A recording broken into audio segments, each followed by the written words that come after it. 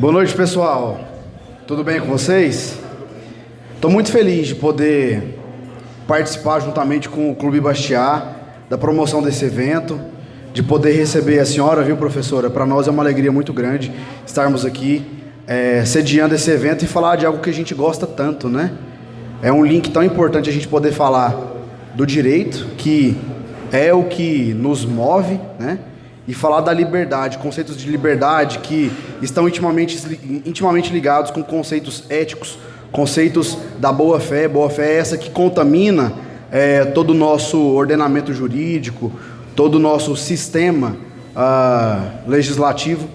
E falando um pouco sobre o nosso instituto, o IEAD, nós somos, para quem ainda não conhece, eu estou vendo aqui caras muito novas, então a carinha de vocês é novas, vocês não tinham vindo ainda nos nossos eventos, justamente porque a maioria de vocês faz parte do Clube Bastiat, imagino eu.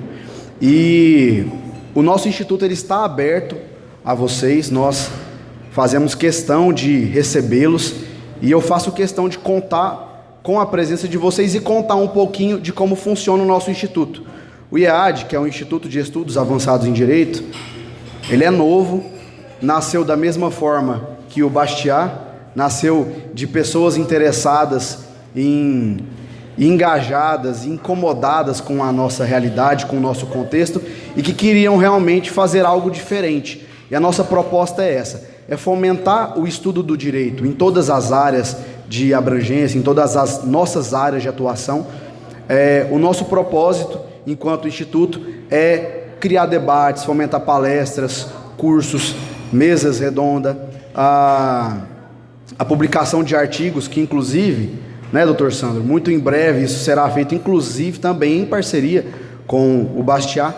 Então eu fico muito feliz e eu fico muito à vontade em dizer que o Bastiat é um parceiro do Instituto e que só tende a ser promissor.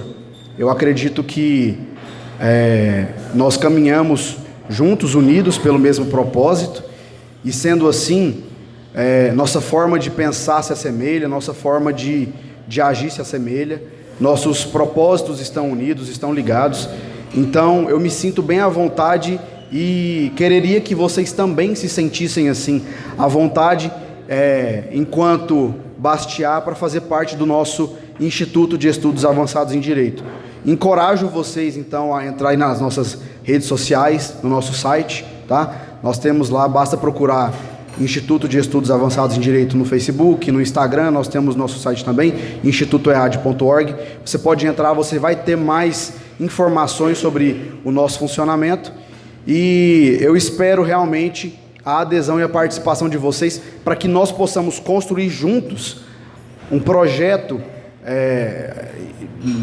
mais duradouro e um projeto de longo alcance e que dessa forma nós realmente consigamos mudar o nosso cenário. E eu penso isso não a curto prazo e não só num cenário local, mas a expandir os nossos horizontes, porque a construção de um mundo justo e de um mundo que pensa o direito, um mundo que é incomodado com a nossa realidade, incomodado com as injustiças sociais, passa justamente por isso. Então, a construção depende de todos nós.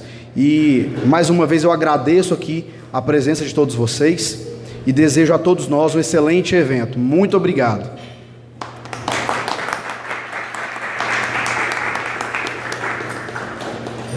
Bem, pessoal, antes de propriamente passar a palavra para a doutora Andréa, que com certeza fará uma exposição brilhante aqui, eu queria falar um pouco desse livro, como que surgiu esse projeto, o que é esse livro, a concretização dele, quem participou dele e tudo mais.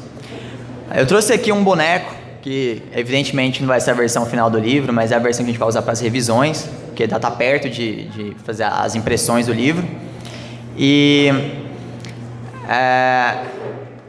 exatamente para passar, para vocês verem o conteúdo, como que surgiu esse livro. Ele é uma reunião de 10 artigos de pessoas do mais alto gabarito, dentre as quais a própria Andréa. O Dr. Arnaldo da UFG, a doutora Renata Ramos também coordenou essa obra comigo. E tem um conteúdo acadêmico muito claro, não é um livro simplesmente panfletário, como tem por aí. A gente pode encontrar muitos livros que talvez abordem o tema da liberdade, mas não de maneira acadêmica, não com método. E a proposta desse livro foi exatamente tirar um pouco, descontaminar um pouco a conversa sobre o liberalismo, dessa ideia 100% apaixonada, dessa defesa de brandar palavras de ordem e tudo mais, mas trazer um pouquinho para uma conversa mais célere, ou mais séria, mais sóbria. Essa foi a intenção do livro. Então ele conta aqui com 10 artigos, teve aqui o apoio de diversas pessoas para a execução dele, dentre as quais cito o Clube Bastiat, que eu cumprimento os presentes aqui, até na pessoa do André, que é o presidente. O engajamento foi fundamental. A editora Fazan, que está apoiando e registrando esse livro. Além da editora Fazan, o Rudolf, que é um apoiador do Clube Bastiat, que é do Grupo Cical, não está aqui, mas eu faço menção de registrar o apoio que ele deu para a execução desse livro. Enfim, ele é um conjunto de esforços que ele é o resultado de um conjunto de esforços. Bem, o que eu gostaria de dizer com esse livro, e aqui em breves palavras, para já passar para a Andréa, é uma reflexão que eu tive quando a obra esteve concretizada, propriamente. A gente nunca sabe quem a gente está influenciando, a gente nunca sabe como que às vezes uma palavra, um exemplo, vai levar uma pessoa adiante.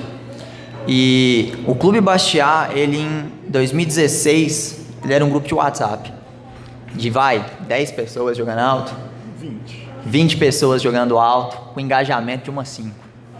E se a gente fosse falar de liberalismo lá, era feito de maneira bem tacanha, bem quem leu as 6 lições ou coisa do tipo. Mas não havia uma organização. Então de lá para cá, além de virar uma organização, o Clube Bastiat, fizemos vários eventos, fizemos também, já é o segundo livro que a gente apoia, porque também apoiamos o livro do professor Adriano Paranaíba, que é o livro Transporte e Liberalismo, bem lembrado, Lucas. Então a gente nunca sabe quando que a gente está influenciando as pessoas. Se eu estou aqui é porque realmente eu fui influenciado, as pessoas mostraram para mim, né, como a gente fala aqui, eu falo isso muito pro Clube Bastiat, pro pessoal, a gente tem que espalhar a palavra, de alguma maneira, a gente tem vários métodos, e esse é um método muito especial de espalhar a palavra, publicando um livro, reunindo o trabalho de pessoas de várias regiões do país, que foi o que aconteceu. Tem livro aqui de gente de Santa Catarina, Londrina, gente daqui de Goiânia, de Goiás, né? Temos pessoal de Fortaleza, e assim vai, Rio de Janeiro. Alberto Oliva também é das pessoas que submeteram artigos. O artigo dele é excelente. Bem, é uma obra que teve um esforço conjunto, e eu reitero novamente, só foi possível porque muita gente arregaçou as mangas, trabalhou e fez isso ser concretizado. Hoje é só o pré-lançamento. O lançamento oficial acontecerá na Faculdade Fazan, dia 17, tem uma semana jurídica lá, e lá será o lançamento do livro.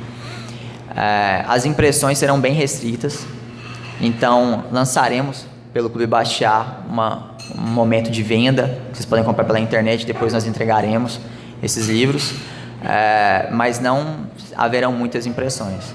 Eu vou passar esse boneco do livro aqui, evidentemente que não é a versão final, eu só reitero, para vocês folhearem, veem aí o conteúdo.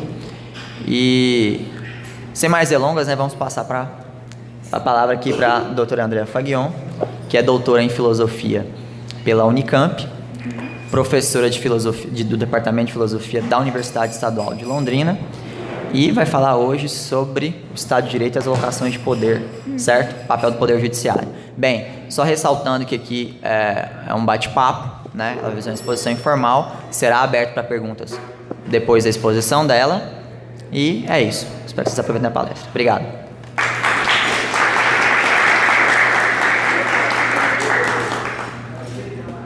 Bom, boa noite, é um enorme prazer estar aqui. Eu gostaria de agradecer aos organizadores pelo convite, pela oportunidade de poder ter essa conversa com vocês na noite de hoje.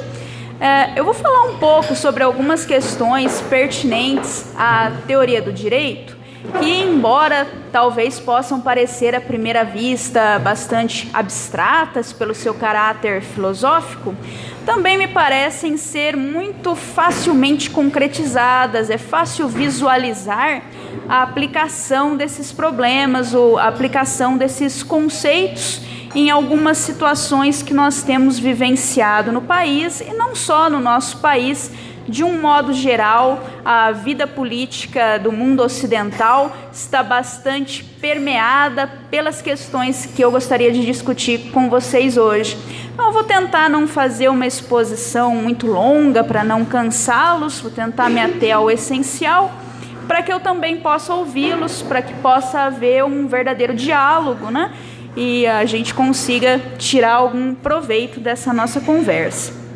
Bom, inevitavelmente, eu vou ter que ser também um pouquinho técnica, falar de alguns conceitos, como eu falei, porque senão as coisas ficam um pouco acadêmicas e a gente acaba desviando mais para aquele discurso de panfletagem, que me parece justamente não é o espírito desse tipo de grupo. O Sandro falava sobre o livro, que foi uma tentativa de fazer o pensamento liberal acontecer com rigor acadêmico no Brasil, e isso certamente é uma coisa que eu dou bastante importância, de nós jamais passarmos a um ativismo puro e simples, a uma pura militância. É muito importante, sobretudo para quem está oficialmente na academia, para quem faz um trabalho acadêmico, pensar que a sua contribuição, acima de tudo, deve ser uma contribuição para o conhecimento. Não me parece que caiba a professores universitários que partam diretamente para a ação política. Eu prefiro ver o meu papel como um papel muito mais ligado à teoria, porque se você faz teoria de um modo rigoroso, de um modo esclarecido, isso contribui para o esclarecimento da sociedade, e essa me parece ser a nossa função prática, e não a ação política direta, né? Então vamos ver se os conceitos filosóficos, no fim das contas, podem contribuir de fato para esse esclarecimento, essa maior inteligibilidade da nossa prática política. Eu vou falar, como disse o Sandro, sobre o Estado de Direito e sobre como o Estado de Direito, no final das contas, pode ser entendido, pode ser mais inteligível para nós, se o vermos como um mecanismo de alocação de poder. Eu acho que isso esclarece muitas das polêmicas que nós temos nos dias de hoje, quando criticamos decisões das nossas Supremas Cortes em vários países, por exemplo. E para falar sobre isso, acho que antes de mais nada nós devemos trabalhar com uma distinção que é bastante comum no meio jurídico, a distinção entre regras e princípios. Se você já trabalhou com alguma noção de argumentação jurídica e até de raciocínio prático de um modo geral, você já esbarrou com esses conceitos. São diferentes tipos de norma, né? O que é um princípio e o que é uma regra. Eu gostaria de defender que o Estado de Direito está muito mais relacionado ao conceito de regras. Então, eu gostaria de começar a exposição de uma forma mais abstrata e depois passar à parte mais concreta. E na parte mais abstrata eu vou falar então um pouco sobre o conceito de regras. Nós devemos entender regras dentro do seu papel num raciocínio prático. Qual é esse papel? É importante entender que regras não são razões de primeira ordem. O que significa falar em uma razão de primeira ordem? Uma razão diretamente para agir ou deixar de agir. Suponha que você esteja cogitando qual curso você deve fazer numa universidade, né? Que curso você deveria optar quando chega a hora de escolher a sua graduação? Você vai fazer uma lista de prós e contras relativamente às opções disponíveis. Então você pode pensar, por exemplo, se eu for fazer direito, eu vou me qualificar para prestar certos concursos públicos que eu não poderia prestar sem um diploma de bacharel em direito. Não, isso pode ser um pró para você realizar um curso de direito. Você gosta de estudar o pensamento jurídico, se importa com questões relativas à justiça, se importa com discussões políticas, também pode ser um motivo para você cursar direito. Agora, você pode pensar em alguns contras. Em um país tão quente como o nosso, não é muito agradável, me parece, ficar de terno e gravata o dia todo. Então, isso pode ser um motivo para você pensar em outra posição mais tropical, né? Mais adequada ao mundo tropical. Então, essas seriam razões de primeira ordem. Já as regras, elas são razões de segunda ordem. Se você adota uma regra do tipo, vou escolher sempre aquela alternativa que me parecer a mais lucrativa possível, aí você nem considera questões do tipo, que tipo de roupa me deixaria mais confortável. Você tem aqui uma razão para excluir certos fatores da sua deliberação. Então, as razões de segunda ordem, elas derrubam razões não pelo seu peso, não porque você vai raciocinar, será que pesa mais meu gosto pela advocacia ou meu desejo de usar roupas mais confortáveis, roupas que me deixem mais à vontade? Aí, as razões aqui, elas podem ter um conflito simplesmente de peso. Pesa muito mais para mim o gosto pela advocacia do que o tipo de roupa que eu vou precisar usar para exercer a minha profissão. Então, pelo peso, uma razão derrota a outra. Nós dizemos que algumas razões são derrotáveis, né? Agora, razões de segunda ordem derrotam razões de primeira ordem, não pelo seu maior peso, mas pela sua qualidade. Elas são, na linguagem de um teórico do direito muito importante chamado Joseph Russ, elas são razões excludentes. São razões para não agirmos sob certas razões. Muitas vezes a simples decisão que você toma na vida funciona como uma razão excludente, como uma razão de segunda ordem. Por exemplo, eu detesto pessoas que dizem que tomaram uma decisão e parece que continuam deliberando. Por exemplo, a pessoa diz que decidiu ir com você num determinado lugar. Ela já considerou todos os prós e todos os contras, tomou essa decisão, vai te acompanhar num passeio. Aí, a pouco, ela já demonstra que ela está titubeando nessa decisão. Ela já começa a dizer, mas será que não seria melhor a gente ficar em casa? Quer dizer, não aconteceu nenhum fato novo, não aconteceu nenhuma novidade e ela reabriu a deliberação. O que mostra que, de fato, ela não tomou uma decisão. Se a decisão está tomada, ela passa a excluir qualquer razão de primeira ordem que já tinha participado da deliberação e essas razões não podem mais te influenciar. Então, a ideia é que no nosso raciocínio prático, nem todas as razões participam da mesma forma, têm a mesma estrutura. Existem razões que participam numa segunda ordem, evitando que deliberações sejam feitas, e existem razões que entram nas nossas deliberações e que competem em peso, competem em força, né? Então, a ideia é que um Estado de Direito, ele é repleto dessas razões de segunda ordem, razões para você não adotar certas razões, não levá-las em consideração. Bom, isso significa que, para que a gente saiba o que é o direito, nós temos que entender, então, quais são as regras que se qualificam como regras jurídicas. Nem todas as regras já são imediatamente pensadas como regras jurídicas. Nós precisamos de um critério para saber quais regras são regras jurídicas dentro de uma determinada sociedade, de uma determinada comunidade. Agora, a ideia aqui é que se você sempre precisasse fazer uma argumentação moral para que você descobrisse quais são as regras jurídicas do seu país, então você, na verdade, não precisaria de regras. Porque, como eu disse, as regras funcionam excluindo deliberações. Então, se você, para saber o que diz uma regra, sempre precisa fazer a deliberação quanto a qual deveria ser a regra do seu país, você não precisa dessa regra, na verdade, ela não tem utilidade nenhuma. É como a pessoa que diz que tomou uma decisão, mas você percebe que ela não tomou decisão nenhuma, porque ela continua com aquilo sempre em aberto.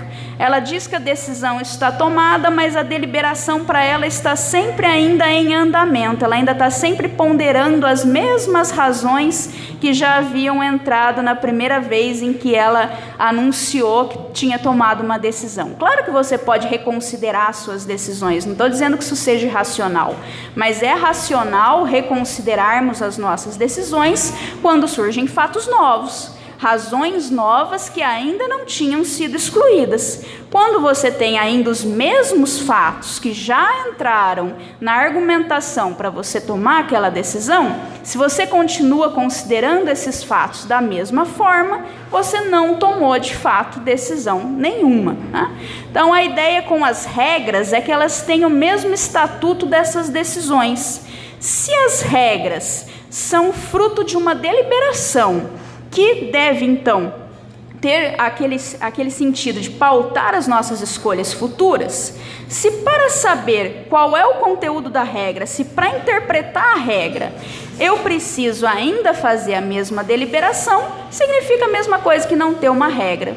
Por exemplo, vamos supor que o poder público esteja calculando, deliberando qual deve ser o limite de velocidade de uma determinada via. Aí ele faz uma série de estudos que vai levar em consideração a habilidade média dos motoristas, a perícia média dos motoristas, vai levar em consideração a média da tecnologia dos automóveis que circulam naquele local, vai levar em consideração a largura e a qualidade do asfalto daquela via, vai levar em consideração uma série de fatores topográficos. Aí no final dessa deliberação ele chega a uma conclusão que é uma regra. A regra diz que todos devem trafegar ali, digamos, a 50 km por hora. Vamos supor que para saber o que diz essa regra, você tivesse que pensar assim: qual deveria ser então a regra? Vamos supor que para saber interpretar essa regra com um limite de velocidade, você tivesse que fazer toda a deliberação outra vez. Qual a minha perícia? Quais as condições do asfalto? Quais as condições mais gerais da via e dos automóveis? Então, para que a regra? Aí não precisa. Eu não preciso ter a regra se toda vez que eu vou aplicar a regra, eu tenho que fazer toda a deliberação que foi feita para que se chegasse à regra. A regra não tem mais eficiência nenhuma. A regra não fez o seu papel se ela motiva para ser interpretada, para que se descubra seu conteúdo, a mesma deliberação que já foi feita para que ela fosse constituída como uma regra. Isso significa que, ao contrário do que dizem certos teóricos do direito, chamados realistas, né, as regras precisam ter um sentido, pelo menos nos casos mais centrais, digamos assim. Vamos supor que você tenha, na verdade eu vou usar o exemplo mais trivial, o exemplo mais comum que se usa para discutir isso, né? Vamos supor uma regra que proíba veículos no parque. Famoso exemplo do debate Hart-Fuller, por exemplo, né? Os dois grandes filósofos, um justpositivista, outro justnaturalista. Então a nossa regra diz assim: são proibidos veículos no parque. Um realista, ele diria, isso na verdade nunca é definido, você sempre pode interpretar essa regra para permitir um determinado objeto de entrar no parque ou não permitir. A interpretação aqui é sempre livre, depende da argumentação moral que você fizer. Por quê? Porque eles universalizam algumas situações que na verdade são periféricas. Existe de fato uma certa área de penumbra, para usar a expressão do Herbert Hart, quanto à interpretação de regras. Você pode pensar o seguinte: será que a regra que proíbe veículos no parque proíbe também patinetes no parque? Outro dia, a Suprema Corte da Inglaterra teve que definir se um cortador de grama motorizado, que podia ser pilotado, contava como veículo. Então, quer dizer, isso não é um simples exemplo da filosofia, isso chega a ser de fato discutido pelo judiciário, como o nosso judiciário, que teve que discutir se um Kindle ou um livro digital contava como livro para decidir se a imunidade tributária seria aplicável no caso de importação desses bens, né? Então, quer dizer, existem certos casos em que você não sabe de fato se a regra se aplica ou não se aplica. Não é óbvio pelo texto da regra se ela deveria ou não ser aplicada.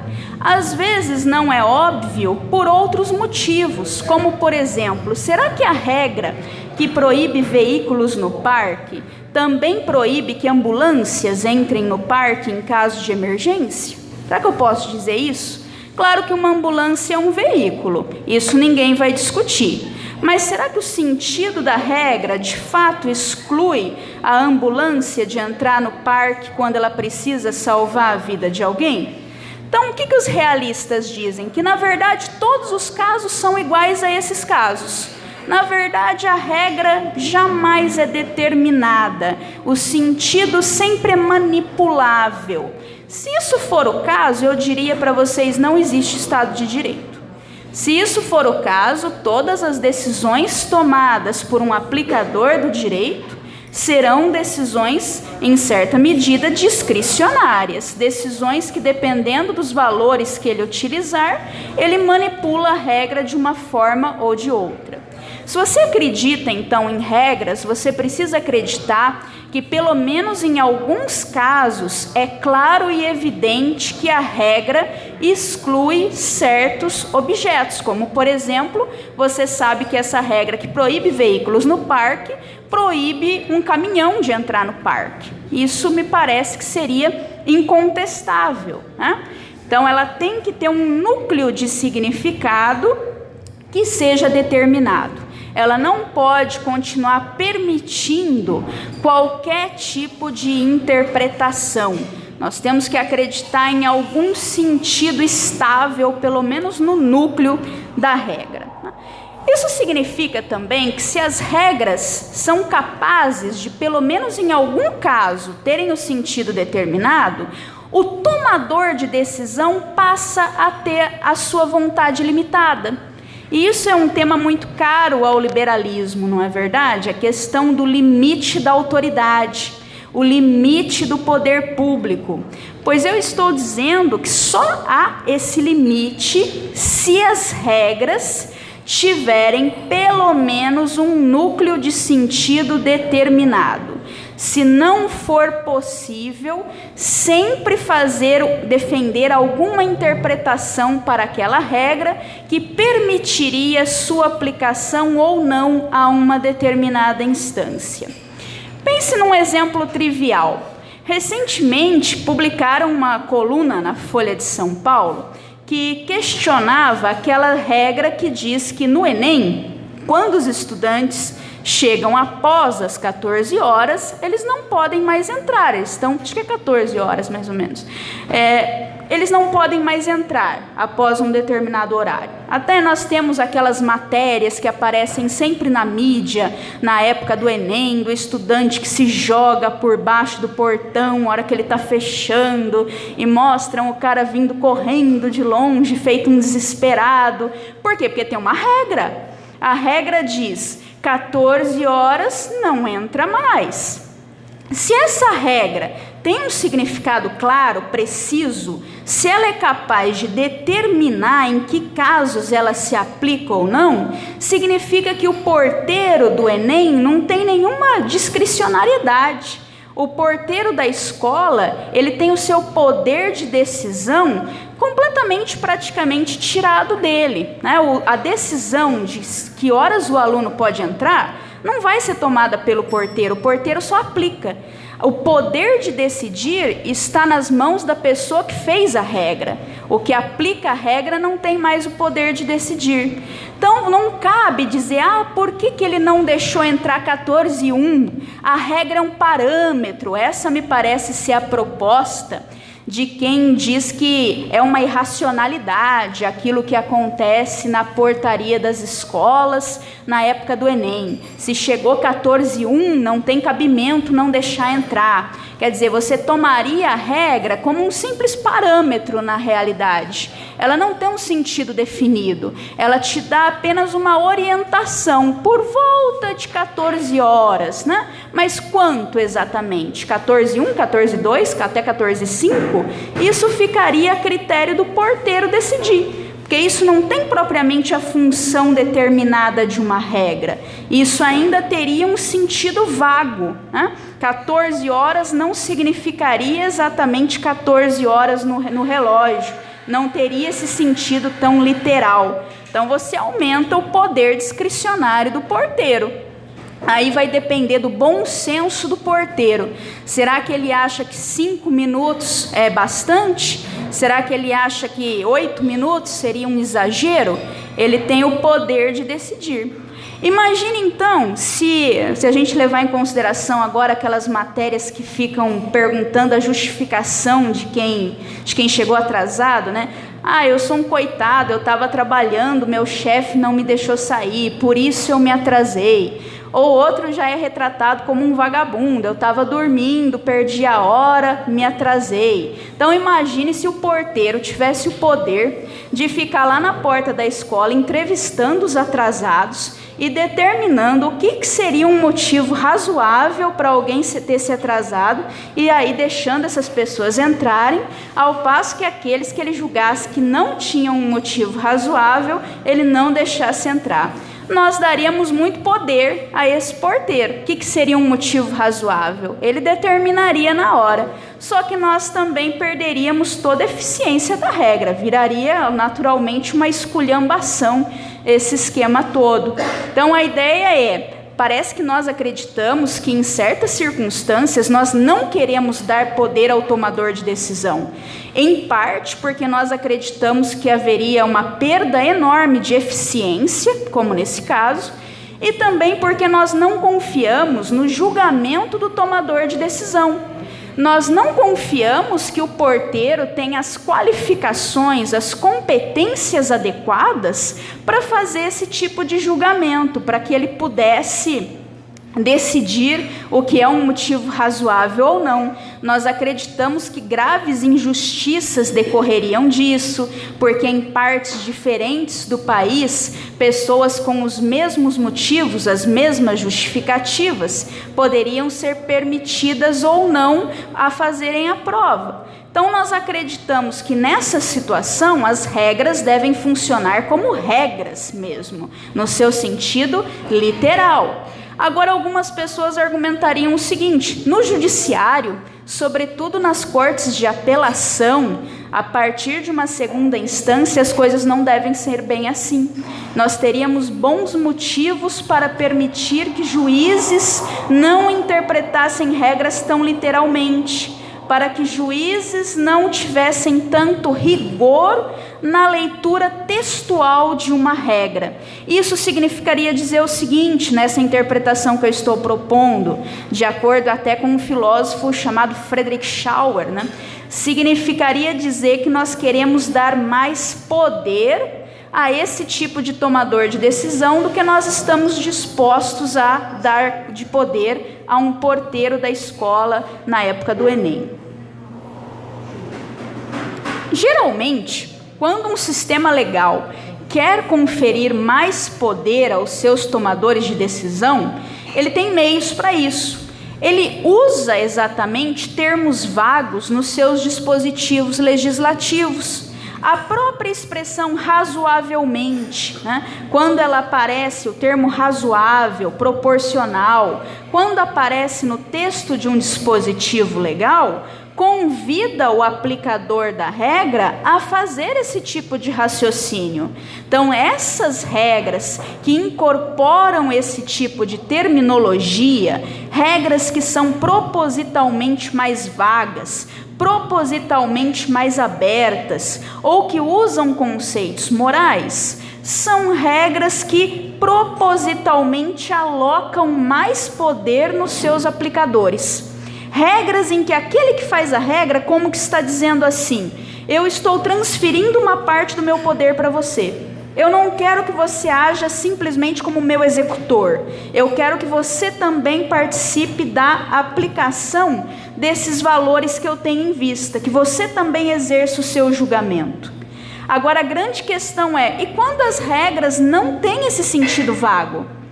Porque, a menos que nós sejamos realistas, nós vamos admitir que algumas regras, como nos meus exemplos, são bem determinadas. 14 horas, dá para entender o que é 14 horas. Veículo, pelo menos nos seus casos centrais, a gente está de acordo quanto ao que signifique. Não dá para fazer nenhuma interpretação moral disso na maioria dos casos de aplicação. Livro, também na maioria das vezes, não é algo problemático de se entender o que significa. São casos excepcionais que são problemáticos.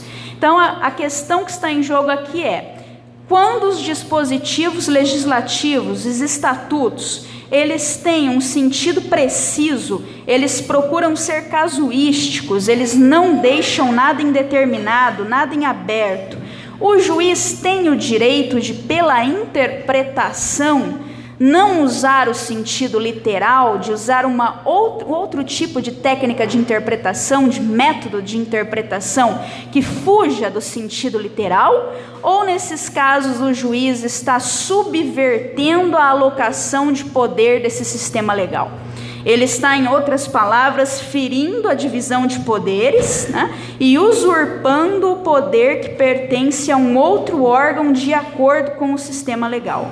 Me parece que essa é uma questão extremamente controversa e extremamente atual no Brasil dos dias de hoje.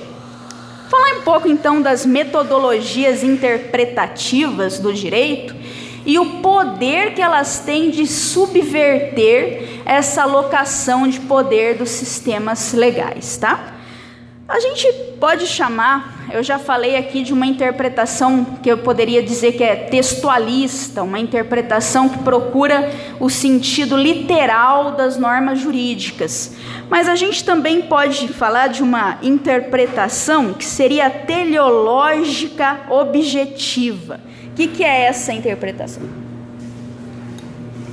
A interpretação teleológica objetiva diz assim: para interpretar uma regra, na verdade, a gente não deve olhar o sentido literal das palavras.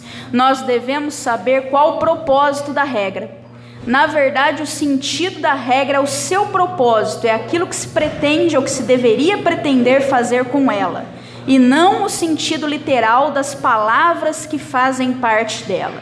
Ou seja, o sentido da regra é a melhor justificação para que tenhamos aquela regra.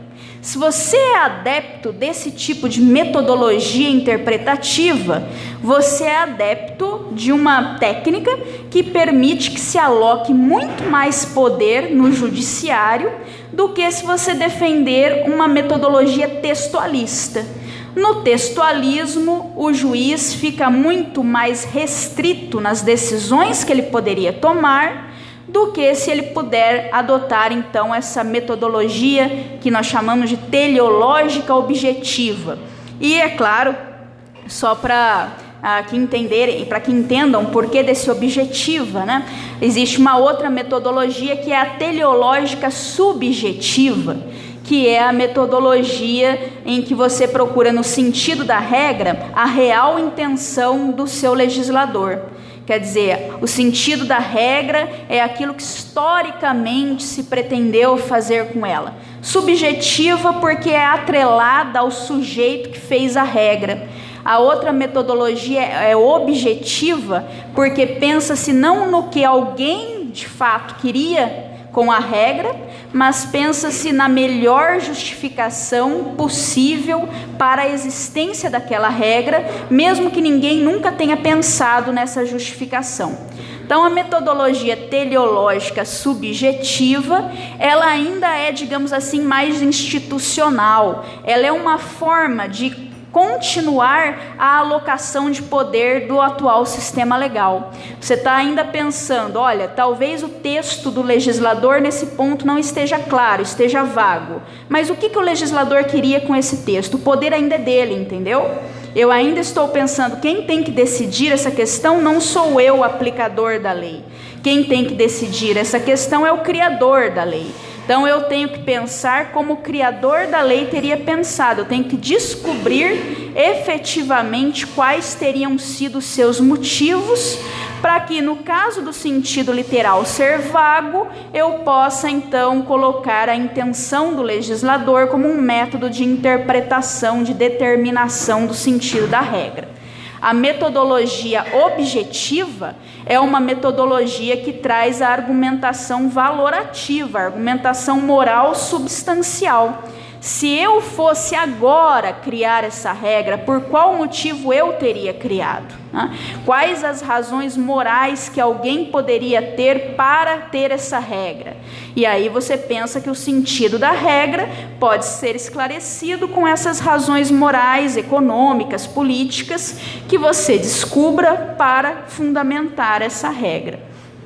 Então, o que eu estou defendendo é que esse último tipo de metodologia ele leva a uma maior alocação de poder no judiciário do que no legislativo, e ele permite que mesmo aqueles dispositivos legislativos que não tenham sido propositalmente feitos para dar poder ao judiciário, acabem dando esse poder ao judiciário pela via interpretativa. Tá?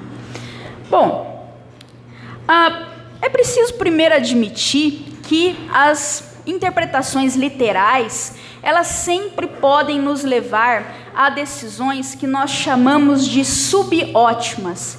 O que significa isso? Eu comecei essa fala dizendo que as regras, elas são o resultado de deliberações, do legislativo no caso. Elas são o resultado de uma argumentação que nos diz o porquê de termos essas regras. Vamos chamar isso de uma justificação da regra.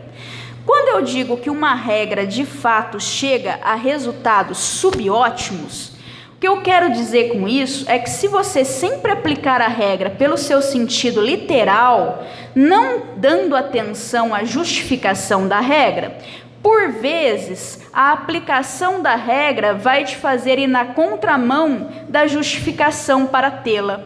Um exemplo trivial do Frederick Schauer pode nos ajudar a compreender isso. Imagine que esse estabelecimento aqui coloque ali na porta um daqueles cartazes proibindo a entrada de cães.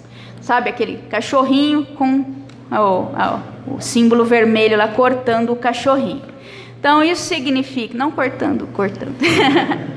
Então, não vamos cortar os cachorros, só metaforicamente. Então, essa regra proíbe a presença de cães nesse estabelecimento. Vamos imaginar que justificação o dono do estabelecimento pode ter tido para a elaboração dessa regra. Pode ter acontecido antes da regra, um cão ter entrado aqui e ter perturbado a paz dos clientes. O cão ficou cheirando todo mundo, pulando em cima dos clientes, querendo comer o que as pessoas tinham nas mesas. Aí, como o dono do estabelecimento não tem interesse nesse tipo de incômodo aos seus clientes, ele fez essa regra. Só que aí, um belo dia, chega lá um deficiente visual com um cão-guia. O cão-guia pode ser muito mais bem comportado do que eu. Ele pode ser um ser que recebeu todo um adestramento, e geralmente ele é, né? Ele recebeu todo um adestramento para que ele não perturbe ninguém. Então veja que ele não se enquadra na justificação da regra, porque se você aplicar a regra nesse caso, você está proibindo a entrada de alguém, o sujeito com o cão-guia, quando a justificação para termos a regra não proibiria. Afinal, ninguém aqui diria que um cão-guia não é um cão. Então, se você aplica a regra literalmente nesse caso, você aplica a regra para além da sua justificação. Nós dizemos nesse caso que a regra é super inclusiva. Então, a regra leva a um resultado subótimo. A decisão não é aquilo que nós consideraríamos como estando justificada. Agora tem outra possibilidade também, né? Pode ser que alguém tenha um macaco, um chimpanzé de estimação.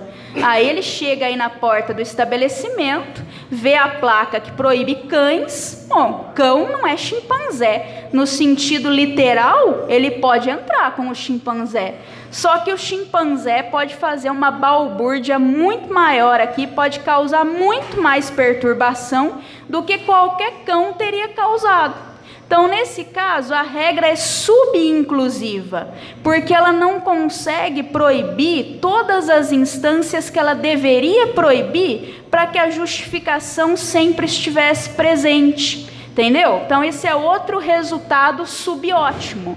A ideia é a seguinte: pela natureza da linguagem humana, pelas capacidades cognitivas do ser humano, é impossível que nós tenhamos regras sempre perfeitamente afinadas, regras que nunca façam com que a gente se depare com uma situação de super ou de subinclusão. É impossível. Você pode, é óbvio, no texto legislativo, começar a querer antecipar exceções. Você pode colocar N parágrafos com as exceções à regra, mas é humanamente impossível que você evite que futuramente apareça uma experiência que não estará contemplada nessas exceções. Então, a grande questão é: por que nesses casos eu continuo aplicando a regra, eu não aplico a sua justificação? O que eu estou defendendo, com esses autores que eu citei, poderia citar também um autor chamado Scott Shapiro, outro teórico do direito importante para esse tipo de discussão. O que está em jogo aqui na minha fala é que, na verdade, você está discutindo aqui alocações de poder. Então, não interessa se a regra é super ou subinclusiva. O que está em jogo é que essa decisão não cabe a você. Aquele que fez a regra, se ele a fez já com um texto determinado, então ele acredita que seja melhor que você aplique sempre textualmente, mesmo que esporadicamente você chegue a esses resultados irracionais. Por que ele acredita nisso? Se ele não acreditar, se ele tiver... Opa! Desligou? Continua? Não, continua. Se ele não acreditasse, ele teria deixado o texto vago. Ele teria deixado a seu critério. Não permita, por exemplo, bota um porteiro ali. Não permita a entrada de animais que possam perturbar os clientes. Aí note que pelo próprio texto da norma, você deixou muito mais poder de decisão a quem for aplicar a norma. Mas você não fez isso, você botou cachorro. Então, cachorro é cachorro. Cachorro não é o ser que possa perturbar os clientes. Por que isso é tão importante? Porque isso é até empiricamente comprovado. Nós costumamos ser tomadores de decisão muito piores do que nós pensamos que somos. Nós, em geral, achamos que as nossas decisões serão sempre decisões racionais, bem tomadas, mas esse não é o caso. Então, muitas vezes, no atacado, no geral, você vai levar a uma maior racionalidade se você se ater à regra e você não ficar querendo decidir em cada caso se aquela decisão será ou não será racional. Quando o legislador, aquele que elabora a regra, ele a faz de um modo fechado, um modo que não é vago, que não é abstrato, que não é aberto, ele está dizendo: eu não confio no seu poder de decisão. Ele está dizendo: não é para você calcular caso a caso, é para você simplesmente decidir conforme a regra, porque se você calcular caso a caso, no atacado você vai tomar mais decisões erradas do que o número de decisões subótimas provocadas pela regra. Então isso é aquilo que o Scott Shapiro chama de economia da confiança num sistema legal e aquilo que o Frederick Schauer chama de alocação de poder num sistema legal, tá? Eu estou defendendo que para entender o que é um Estado de Direito, a gente tem que entender essas coisas.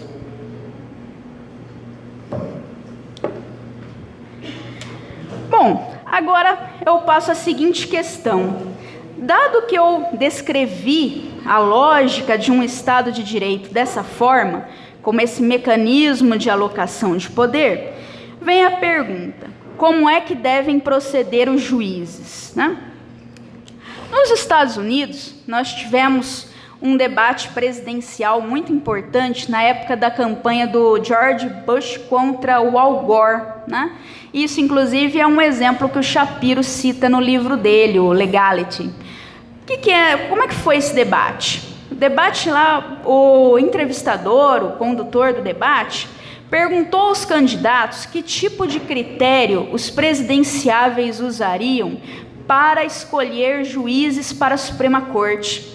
Aliás, é o tipo de pergunta que nós deveríamos importar para os nossos debates presidenciais, né? Acho que está longe de passar pelos temas de campanha que tipo de escolha os nossos presidenciáveis fariam para o STF, que tipo de indicação, né? Pois lá foi um tema que gerou muita repercussão. Perguntaram para o Bush, ele disse o seguinte: vai ser um textualista. Por que vai ser um textualista? Ele disse: eu não quero juiz escrevendo política social na Constituição. Eu quero juiz simplesmente lendo e aplicando a Constituição. Já o Al Gore disse o seguinte: a Constituição é um documento vivo. A Constituição não é o seu simples sentido literal. A Constituição expressa os valores atuais da sociedade americana, então ela tem que ser atualizada através da interpretação judicial. E aí o Al Gore colocou as cartas na mesa, ele disse o que isso significava, o que estava por trás, na verdade, desse debate. Todo mundo sabe que existe uma pretensão política nos Estados Unidos de você colocar uma maioria de juízes textualistas na Suprema Corte para que você consiga reverter a decisão que levou à legalização do aborto, ou seja, que tornou inconstitucional que os estados tivessem leis criminalizando o aborto. Por quê? Porque numa leitura literal da Constituição, você não encontraria tão facilmente um direito para que as mulheres interrompessem a gestação, o direito à privacidade, por exemplo. Você precisa fazer uma interpretação que siga uma metodologia teleológica objetiva para que você chegue a esse tipo de resultado. Então, o que o Al Gore estava dizendo é o seguinte: coloquem um juiz textualista na Suprema Corte e nós vamos regredir, pelo menos na avaliação do Partido Democrata, seria uma regressão, nisso que eles consideram um avanço a que se chegou por meio da Suprema Corte. Então, o que eu quero dizer com esse tipo de exemplo é como a questão das metodologias interpretativas são questões que importam fundamentalmente para a política mesmo dos países. São questões que não importam simplesmente para o mundo jurídico. São questões que precisam ser de conhecimento da sociedade como um todo, porque elas implicam em mudanças profundas que podem ser feitas na sociedade, conforme a Suprema Corte adote uma metodologia interpretativa ou outra.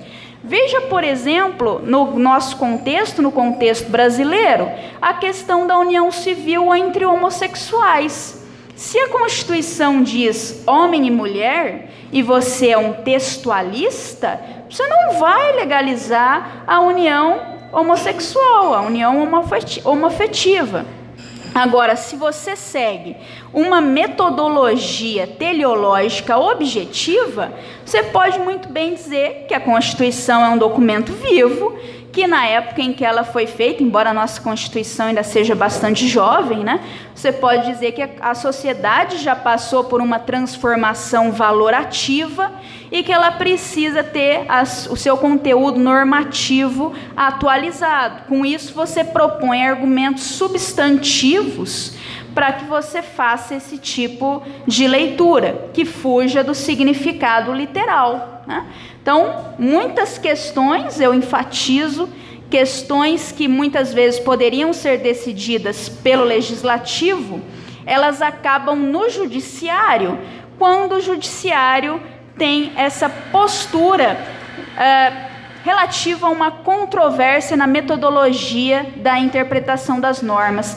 Na verdade, Por vezes o legislativo, me disseram alguns estudantes que fizeram uma pesquisa empírica sobre isso em Brasília, com assessores lá do legislativo, eles até gostam que seja assim, né?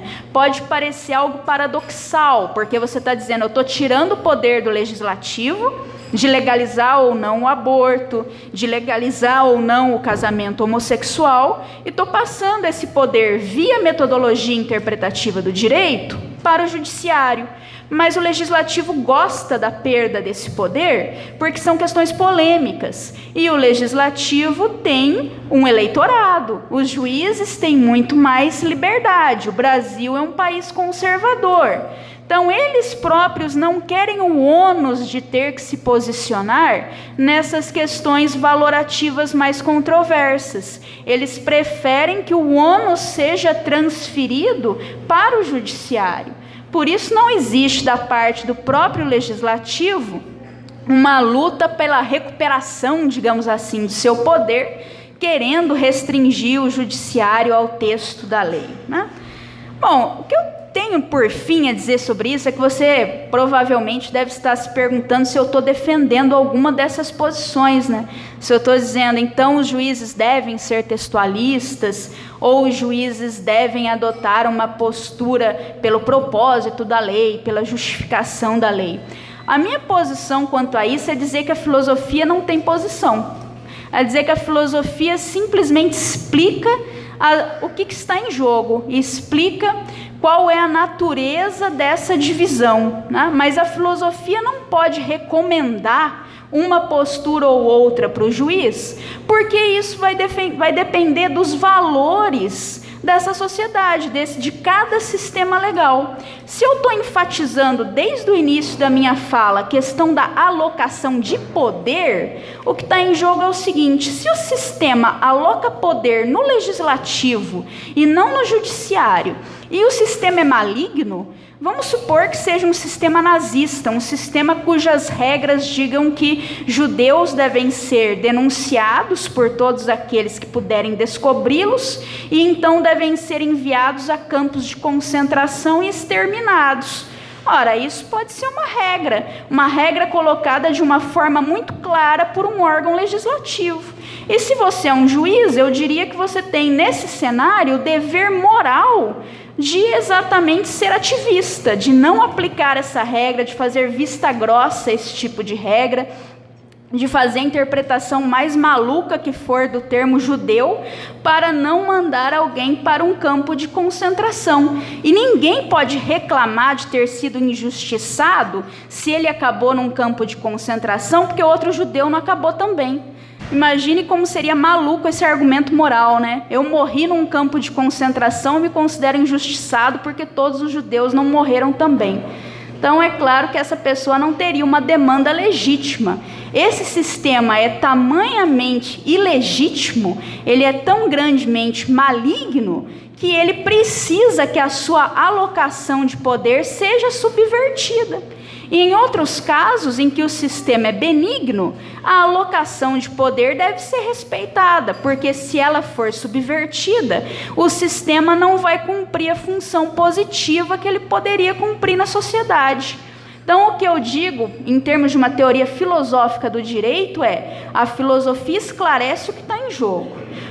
O que cada juiz deve fazer a partir desse esclarecimento depende da análise que ele faz do sistema legal em que ele vive, depende do auxílio de uma filosofia política e de uma filosofia moral à teoria do direito. A simples teoria filosófica do direito não pode chegar a esse tipo de decisão.